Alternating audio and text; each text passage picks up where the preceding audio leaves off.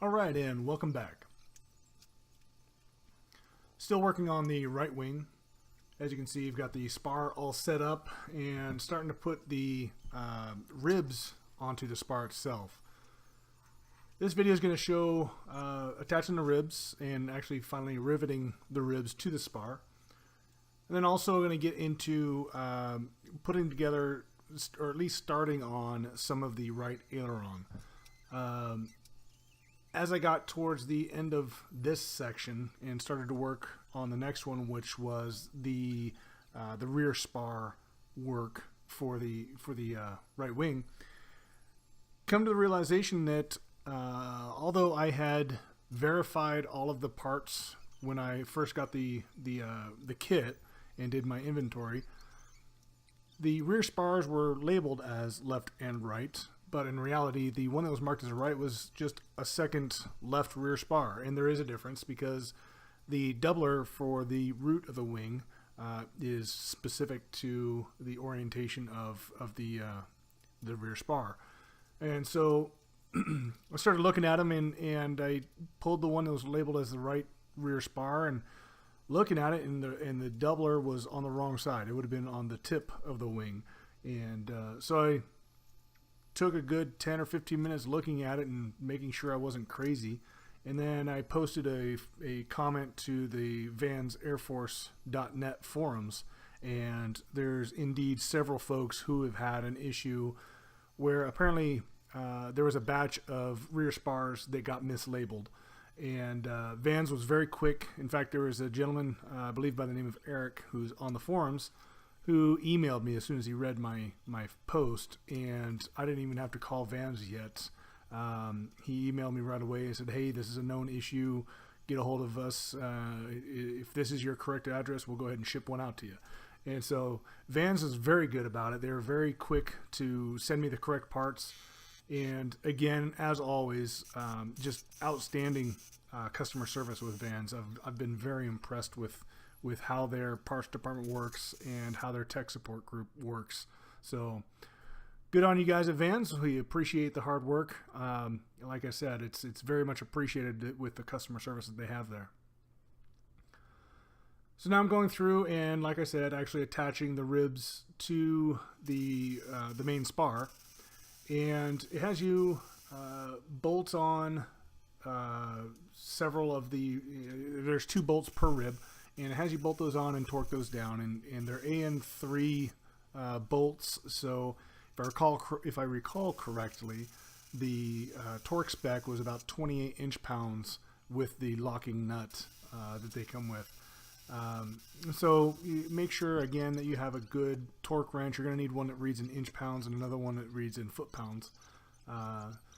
So wife and kids just got home from church, and my little boy, 6-year-old, decided he wants to watch me work, and so went in to find him some earplugs to work, so I can work with the air gun and the rivet gun, and not hurt his ears obviously. But he came out and watched for a little bit and kind of showed him what I was doing and why I'm doing what it is that I'm doing. And then here I'm just showing him or describing to him the orientation of the wing and what everything is that I'm working on.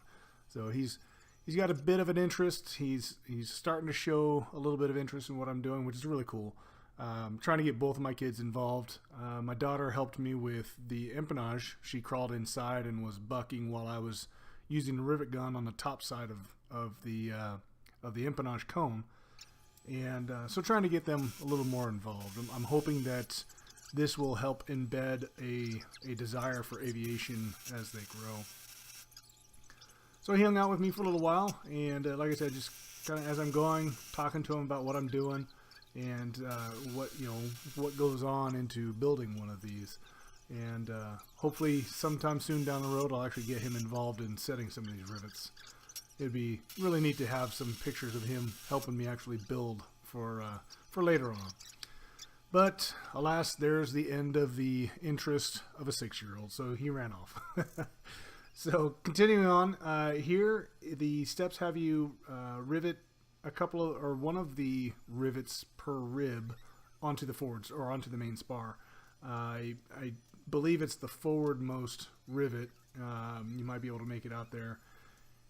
And then going through and just re-verifying all of the torque specs, because you had to remove some of the nuts to get to the rivets to set those first 4 ribs. Now going back and putting those back in place and torquing them back down to their tech spec.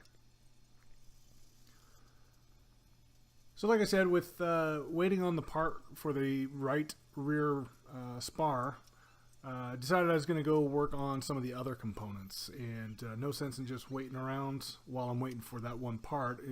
It was over just before the weekend, so it actually took a little bit longer to get it. So here I'm moving on to these are the aileron brackets. The outer aileron bracket is still the standard design that came, initially with the kit. However, the inner aileron bracket is actually a safety bulletin, and they give you a kit that it improves the build or the structure of the inner aileron rib. Initially, it was 3 pieces, if I recall correctly, and one of the pieces was just a flanged piece, all one piece, but it curved into a flange where it attached to the rib. Well, apparently that was causing a lot of cracking, or I won't say a lot, but it was causing issues of cracking, enough so that they decided they needed to make a safety bulletin and have everybody replace that. So that's what I'm working on here. This is the outer aileron bracket, and it just has you go through and straighten it out, just like most of the pressed larger or thicker piece aluminum pieces. Is you just have to take it onto a vise, take a soft mallet, and just kind of straighten it out a little bit, and then just going through and deburring. Now, bringing up the deburring issues here, a buddy of mine just got a quick build wing kit and fuselage kit in. He had ordered those some time ago, and they just arrived about a week ago. Was able to go over and take a look at it today, and boy, I tell you, we're looking at the ribs and the lightning holes on the quick build kit. I am not deburring nearly enough. Those things, my gosh, they were smooth as smooth can be on all of the edges, and mine, I've basically got them to the point where it won't cut me, and that's kind of been my test, the bleed test as it's been called. But man, if it has to be as smooth as that quick build kit edges were, then I have way underdone most of mine. Now there's a debate on whether or not you even have to deburr with the 14 and the 12 because the precision tooling to punch all the pieces out is a lot tighter tolerances from what I heard. But I still go through and I deburr everything. I take all the edges and I'll take them to my 3M wheel to kind of round them off a little bit. Every hole that I drill, I'll take the deburr tool to them, both sides. All the lightning holes, I take the deburring tool and try to get those, not as sharp. But I might have to redo my focus a little bit and just do a little bit more, I guess. But we'll see. So far, like I said, I haven't cut myself, so they've all passed that test. So I think I'm okay. So here's the safety bulletin kit.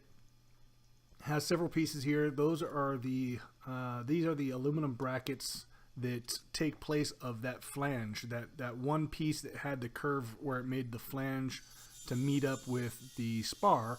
That's now just a flat plate, and you now have these very thick aluminum angle brackets in that place, and so it makes a very, very sturdy connection and joint. So hopefully it will alleviate any cracking issues. You also put in some doublers on the spar itself, so they definitely beefed it up a lot. Now my understanding is that if you have already built your wings past this point and built the ailerons, then it's just a matter of doing an annual inspection and making sure there's no cracks. And if there is a crack, then you replace it. Otherwise, they tell you not to worry about it. Just do the inspections. But as I'm at the building stage, they included it with the kit, so go ahead and put it on and you'll never have to do the inspection at all. So here's all the pieces laid out. The piece that's still has bluing on it, towards the top middle of my table there, you got the 3 bluing bracket pieces there. The one in the middle is that curved piece. That's the one that has been showing signs of cracking. And so that's from the original parts, and then this safety bulletin kit is the replacements for that part. And then down towards the corner closest to the camera on the table, those are the outboard brackets, if I recall correctly. So in putting this safety bulletin together, like I said, it's basically 2 plates with a bearing pressed in between them, and that's where the actuator or the connection point for the ailerons will be, I believe. And then from that, you have 2 angle brackets on either side of it, and then that's all riveted together. And then those angle brackets then rivet to some doublers on either side of the spar, and then everything is riveted to the spar. So it's definitely a lot more structure to it, and hopefully will alleviate any of the issues with cracking at that point. And you can start seeing it assembled there. That's what the end product looks like for that aileron safety bulletin bracket.